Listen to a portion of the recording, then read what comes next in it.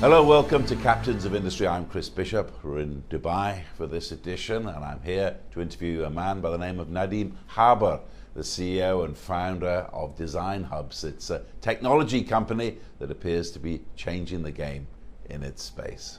He says it's going to revolutionize the way that people shop in this world, but how that's going to happen is what we're going to be discussing. Just start off with, exactly, you're talking about augmented reality, you're talking about 3D. Just tell us what you do different that the rest of the world isn't at the moment. So currently, when you go to an e-commerce platform and you want to shop for your product, you see the products, you see images of the products. But what we're offering now is for you the ability to see the actual products in full 3D and manipulate them and actually place them in your own environment and see how they look like on you and like in your house, for example. So for furniture, you'll be able to see the furniture in 3D and place it in your own environment without downloading any additional mobile apps, right from any browser across all devices. And let's talk just a bit about you. I mean, because not only are you a captain of industry, in this case Designhubz, but also you're an entrepreneur. You were the man who came up with the idea. When did you start your business and what were the humble beginnings of it? So it started like a year and a half ago. It was a side project and I was like working on it like while I have a full-time job. But later on, when I saw that there's like a demand for it and I talked to a lot of like like to people in my network, and I really saw that they really wanted this product to integrate it in their platforms, I decided to quit my job and go full-time with Designhubz. We've actually launched our product in June 2019, around 5 months ago, and we currently have clients in the UAE, in Lebanon, Saudi, and soon in the US. And you were born and bred in the Lebanon. What kind of a background did you grow up in there? You know, your family, what did they do? So I have a mechanical engineering background. I graduated as a mechanical engineer from AUB. I actually went to the US after that and I did my automotive degree and I worked with Mercedes USA for around a year. Then I moved back to Lebanon and founded my first venture, which was like a car, high-end car workshop. We used to do reprogramming, tuning, and customization for high-end cars and supercars. I sold that after a year in 2015, after a year of founding it, and then moved here to Dubai. And that was the birth of Designhubz? Yes, in Dubai, yes. And why is it the car business didn't really do it for you? It's not that it didn't do it. It's the plan. The big plan was to manufacture and produce the first electric supercar in the MENA. But you know, Lebanon and the instability in Lebanon, we couldn't secure funding for that project. And actually the front end was this workshop to generate revenue to fund this big project. But we couldn't do that because of the lack of funding and because of the instability in the region. So I ended up selling the technology that we have developed and all the things that we've worked on and moved to the UAE. And what can you do in Dubai here that perhaps you couldn't do elsewhere? Dubai is, as you know, it's a hub. And we can, from Dubai, you have the investors, you have the whole community of entrepreneurs and innovators who can literally launch a product from Dubai and then go globally. And you have the support here. Honestly, in Lebanon, we don't have that. And unfortunately. And the ease of doing business, just a couple of things here that would that you would say, yep, that's why I'm here. Here, it's, as I said, it's a Dubai community or UAE community, and you can reach anyone like very easily, and you can know the whole how the system works. Once you know how the system works, it's very easy to do business. And when you create something that people want, it would be much easier to scale up. Now, Designhubz, your business. So a bit of a turn from cars to what you're doing. What gave you the idea? So we started developing this platform to one of our side projects.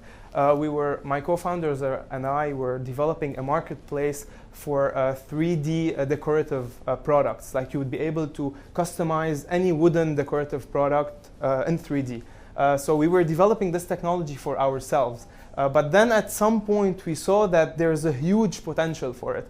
And as I said, when we spoke to our network, we saw that they want this technology, so we decided to drop our initial project and create this technology to support the e-commerce platforms that are growing at a very rapid scale in the whole region. What is your constituency? Who's your market out there, and how did you know that it was there before you started? So we already have a huge network. As I said, Dubai, I've been living here for 4 years. Once you know the community, you have a huge network. And we started reaching out to people in our network and talking to them and just, interviewing them and telling them that we have this solution. Would you use it and would you pay for it? And everyone was very positive about it and everyone was attracted to the idea. So we developed an MVP, a minimum viable product as a start, and we started iterating from there until we reached a product that people pay for and that can be integrated on a global scale. And how small were you when you started?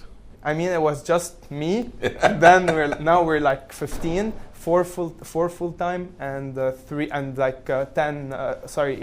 part-time people. And how difficult was it to get funding to start? Funding is still one of the major concerns here in the region. But whenever you show traction, whenever you show that you have revenues and you have people willing to pay for your product and that you're developing something that's highly scalable, you would be able to find funding. And I was lucky, to be honest, because I had a network where people were interested in technology and where people were willing to invest in technology and into innovative ideas. And because the cynics in business say that the only time you can get easy funding is when you made it and you don't need it anymore. The banks come and ask you if you want, but right. But you eventually found your way. How did you find your funding? So the way that worked mostly for us is through our network. We tapped into our network and told them about our company and what we're building.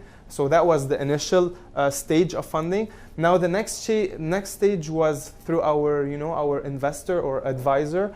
He already had a startup that was acquired by Cisco. His name is Rami Salman, and he's our advisor and investor as well. So he was like introducing us and making all these intros to people who were willing to invest in technology companies.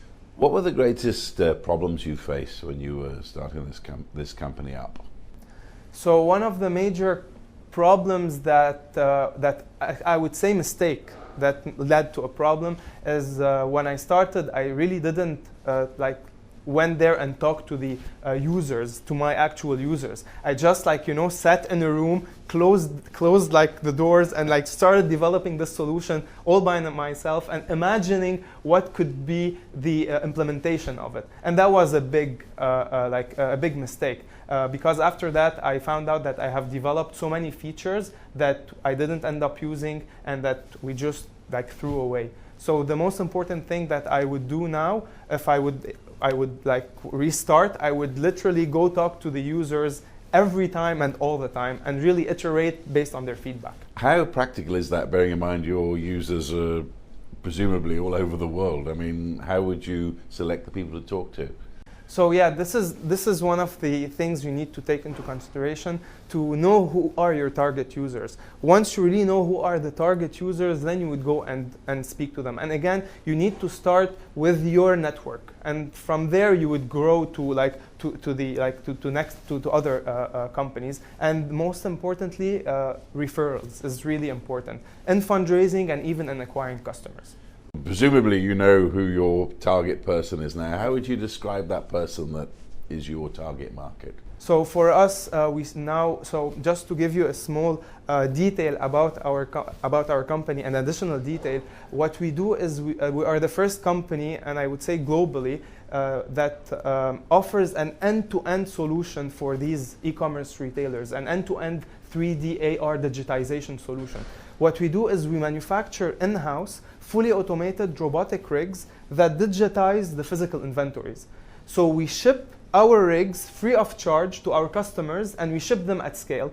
And the only thing they need to do is just put a product in our rig, press a button, our rig scans the product, and within half an hour, they'll be able to have their product in 3D and augmented reality on their website and apps. So this is one of the models, and this model is used for companies who only have physical inventories, such as like shoes, bags, and accessory companies, and who don't have the 3D assets of their product. Now, for companies who have the digital 3D assets of their product, such as furniture company, they don't need our hardware. They only need our software. So how could it change the game, what you're doing? How could it change things? So our solution is able to increase tremendously the conversions. And the numbers around 35 to 55% increase in conversions, and it's able to reduce the return rates by over 50%. Because when you are able to see the actual product and how it looks like and see it in your own environment, then you will have a much better decision to make on whether you're going to buy it and whether it's going to fit in your own environment or not. And do you think this is just the beginning of this kind of way of doing business and e-commerce? Do you think other companies trying to emulate what you're doing?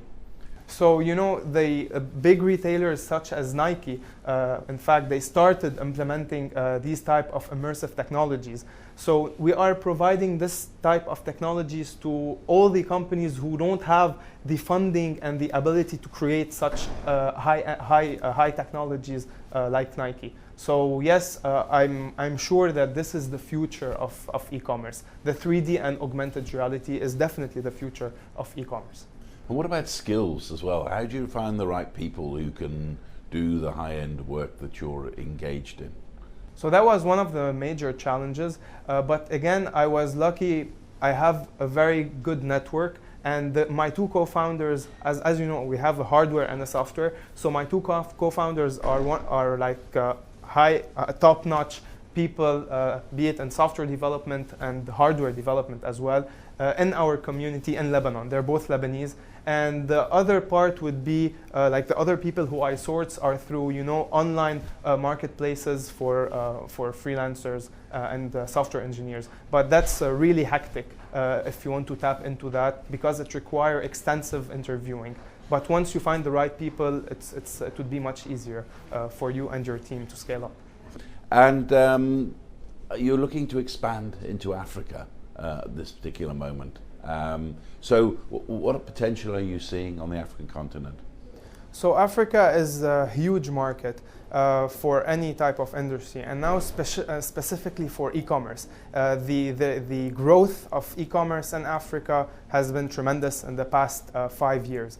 Where, as I said, we are a technology company that powers e-commerce platforms to enable them to sell their products in 3D and augmented reality on their website and apps. So Africa is a huge market for us. And through the GBF mentorship program, they partnered us with Chris Folayan, who's the CEO of Mold4 Africa.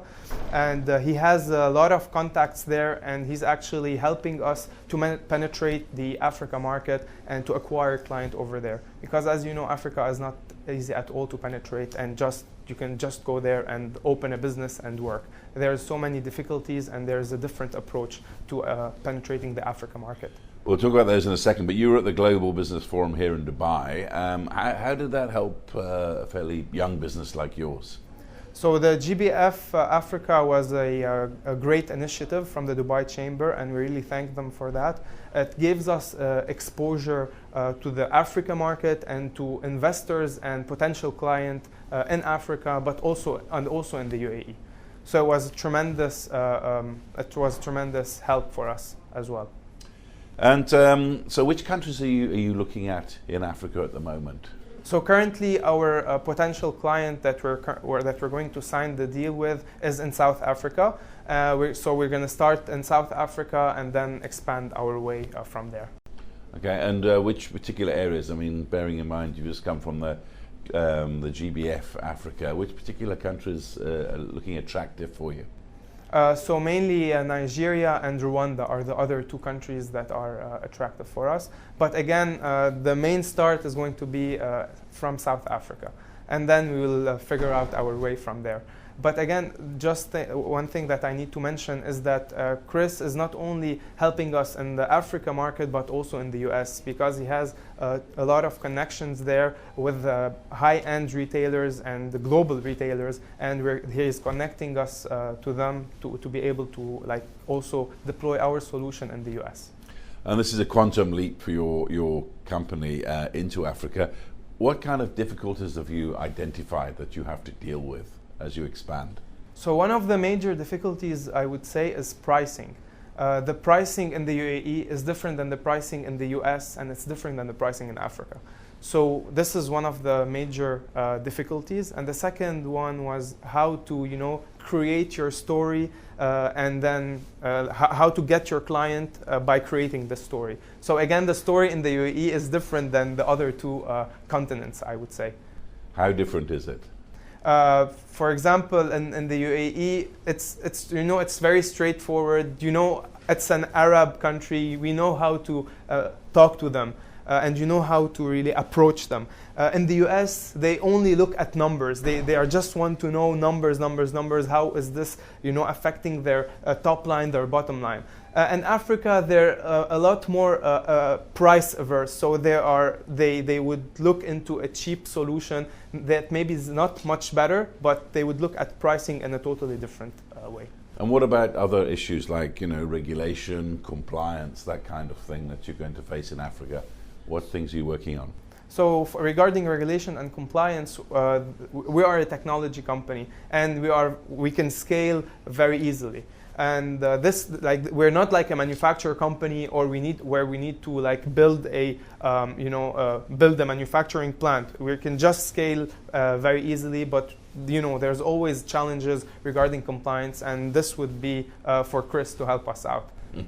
And what is your long-term strategy when it comes to Africa? How many years have you discussed that it's going to take you to get a foothold in the African market?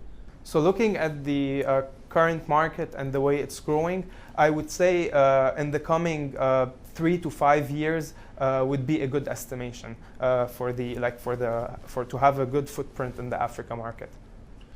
And what sort of products then will we be looking at in the African continent on your platform? Or what sort of companies will you be involved with? I can say that the first thing you're going to see is shoes and furniture. Shoes and furniture. Then, yes, and then you will go to bags and accessories at a later stage. But shoes and furniture are the main ones for now. What about some of the infrastructure constraints, like, as I say, the lack of fiber in some parts of Africa, and also the lack of electricity, unfortunately, in many parts of Africa? How is that going to affect a business like yours, which is appearing headed for the next century? Definitely, that's a huge concern, and not just for us, but for the e-commerce platforms that are already established in Africa. But as the country is growing, as the continent is growing, I think in the next 3 to 5 years they would be much more electricity and internet would be much more available for a lot of people. And again, now we're literally targeting the people who already have this platform and who already have this technology. And later on, we will scale up with them as they scale. And is there any idea of any partnerships to help provide some of that infrastructure as well as part of your business, or is that too far? What do you think? I think for Africa is a bit too far to establish a partnership, but we are always open to any type of offers and partnerships. But for now, we don't have any, and I think it's a bit too early to discuss about partnerships. What about this African free trade area that everyone's talking about at the moment? It may still be quite a few years away, but it could also help your business or businesses like yourself. So I would say it would indirectly help us because it would create a lot of opportunities to establish e-commerce companies there. And since we are powering e-commerce platforms, this means that it's helping us as well. But I wouldn't say it would directly help us, but it would indirectly probably. But again, it's around 5 years from now, and I don't think it's like right now. And what do you think you have as an entrepreneur and a business person inside you that's going to help you with this expansion and this building of your business? One of the main things that I think I have is really the ability to implement at a very fast rate and always creating this sense of urgency within myself and my team. So this is like something that we always have, I would call it the sense of urgency to work very fast, implement at a also very fast rate and grow exponentially. That's our KPIs and these are our targets. Was there ever a time in the startup where you thought maybe I've had enough, I want to leave it and pack it in? Any time? I've never had that thought, and I don't think I would have that. Like, it's something that I'm working on. Like, we're really putting our blood in it, and it's part of ourselves. It becomes a part of your lifestyle, and then not just like I'm going to work or I'm going to do this task. Like, so many times we don't have vacations, you don't have weekend, and it's a lifestyle. It becomes a lifestyle. It's like going to a gym where you're doing your startup. And yeah, it becomes part of you. And I don't think I would leave that, at least in the next 5 to 10 years. What were the toughest times for you? Startup is a roller coaster ride. Everyone knows that. There's no toughest and best times. There's always high ups and high downs every day. Like, it's like every hour things might change. So that's how it is, and you have to cope up with that. And looking to the future now, looking to your future strategy, where do you see your business in the next 5, 10, 20 years? I hope so. We'll say 20 years from now. Honestly, for now, at least for the next 3 to 5 years, since we are the first company that provides this technology in the whole MENA region, and that's why I said the sense of urgency, we need to deploy as fast as we can, starting from the UAE and the GCC, but also in parallel in the US. So in the next 5 years, I would see ourselves established in the GCC and also having footprint in the US and hopefully in Africa as well. And what about investment? What are your plans for investment in the future? We're currently not looking to raise, at least for the coming 6 months, because we already secured our big angel round, I would say. But definitely, whenever we're going to raise, we're going to start from our community from here in the UAE, and also tap in the US market to see who's willing to invest in our technology. And whenever you have traction, when people see that you're creating something other people want and that it's adding value, investor would eventually come to you and they would literally invest in your company, and you don't have to chase everyone around. One day, do you ever dream of being a huge listed company? That's a dream. I hope so. Let's see. How many years do you think it might take you?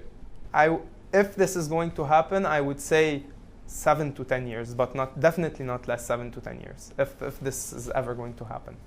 And where do you want to see yourself as an entrepreneur personally? I mean, are you going to build this business up, perhaps sell it and move on, or what are you planning to do? I really don't know. I cannot answer this question because I really don't know. I really don't know what to say at this stage. But all I know is that we're really working hard to deploy this technology in the GCC and on a global scale, and really to conquer the market as fast as possible. And then whatever comes along, we'll decide when it comes. I say we have a lot of entrepreneurs always watching these programs on CNBC Africa. What would be your advice to any aspiring entrepreneur who's out there watching, seeing what you've done, seeing how you've tackled things, talking about your business? What sort of advice would you give them?